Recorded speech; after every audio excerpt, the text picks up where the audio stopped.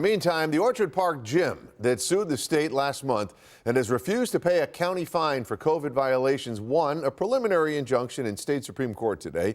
Now, while the ruling, of course, helps athletes unleashed in one way, as 2 Side's Rob Hackford reports tonight, more discussion is still to come.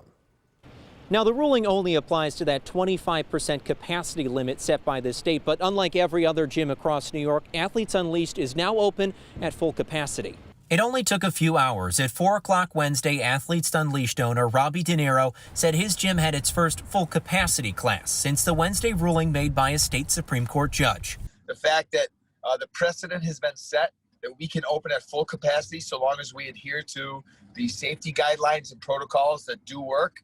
That's a huge win. The ruling not meant to diminish the pandemic, the judge said, but rather respect a, quote, right to normalcy.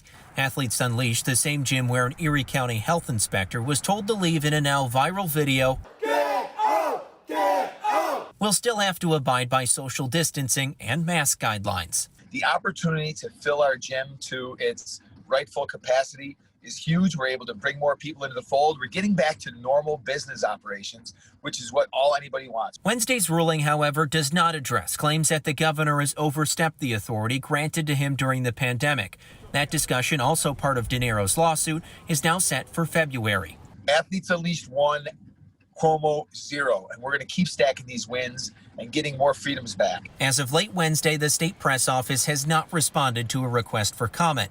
But back on November 30th, when De Niro's lawsuit was filed, senior advisor to Governor Cuomo, Rich Azzopardi, said in a tweet, quote, "The entire argument is based on crackpot logic."